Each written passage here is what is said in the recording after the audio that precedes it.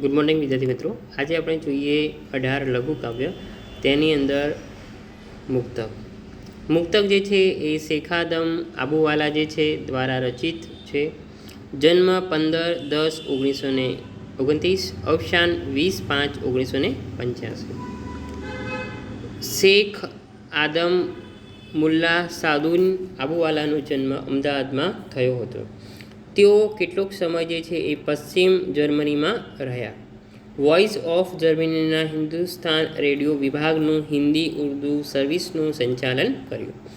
ગુજરાતી ગઝલના વિકાસમાં મુશાયરા પ્રવૃત્તિ દ્વારા તેમણે નોંધપાત્ર પ્રદાન કર્યું છે. સરળ અને બોલચાલની ભાષામાં લખાયેલી એમની ગઝલો ખૂબ જ લોકપ્રિય બની છે. ચાંદની સોનેરી લટ તેમના ગઝલ સંગ્રહ છે. ખુરશી તેમનો કટાક્ષ કાવ્ય સંગ્રહ છે.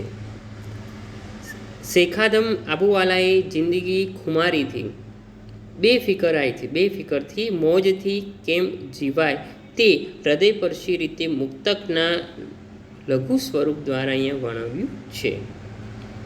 એમનું મુક્તક જે છે આપણે જોઈએ. અમને નાખો જિંદગીની આગમાં, આગને પણ ફેરવીશું બાગમાં.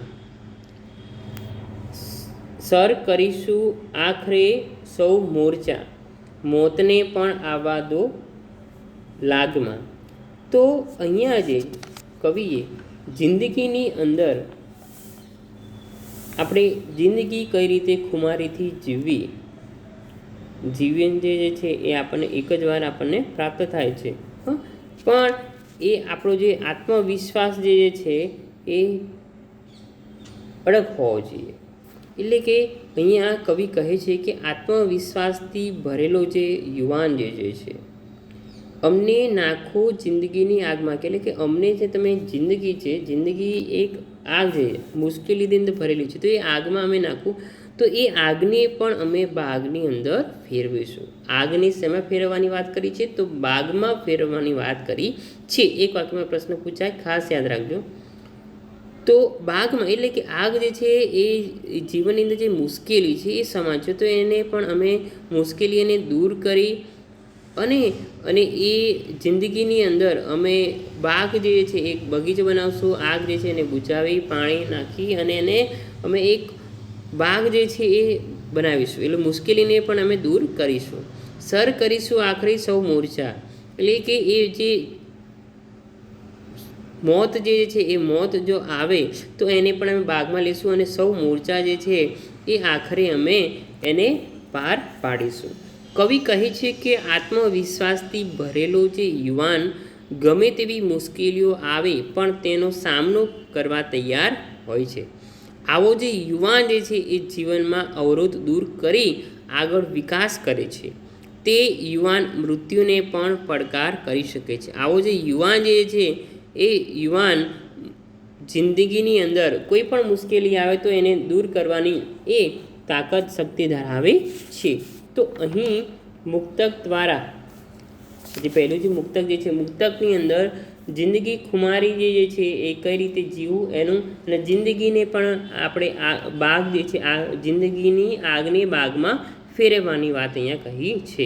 કે ગમે તેવી મુશ્કેલી પરિસ્થિતિમાં પણ સામનો કરવાની વાત અહીંયા કરવામાં આવી છે. આગળ આપણે જોઈએ બીજું જે છે એ પણ મુક્તક આપેલું છે, જે હર્ષદ ત્રિવેદી દ્વારા રચિત છે. જન્મ 17/10/1958. હર્ષદ અમૃતલાલ ત્રિવેદીનું વતન સુરેન્દ્રનગર છે. એક ખાલી નાવ, રહી છે વાત અધૂરી, તારો અવાજ, તારા વિના તેમના કાવ્ય સંગ્રહ છે. હર્ષદ ત્રિવેદીના શબ્દ અનુભવ તેમનો વિવેચનાત્મક લેખોનો સંગ્રહ છે. લાલિત્ય અને રાજેન્દ્ર શાહના સોનેટ, અલંકૃત કથા અને હું તેમના સંપાદનો છે. આજે હર્ષદ ત્રિવેદી છે એનું સાહિત્ય છે.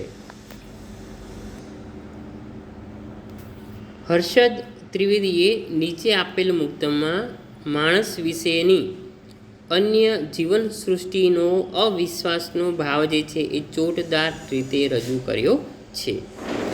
તો અહીંયા કવિએ મુક્તકની અંદર મુક્તકમાં આપેલું છે, પિંજરાનું બારણું ખોલીને પંખીને કહેવામાં આવ્યું, હવે તું મુક્ત છે. પંખીએ બહાર નીકળીને માણસ સામે જોયું અને પાછું પિંજરામાં ભરાઈ ગયું. આ જે પંક્તિ જે છે એની અંદર આપણે લેખકે અહીંયા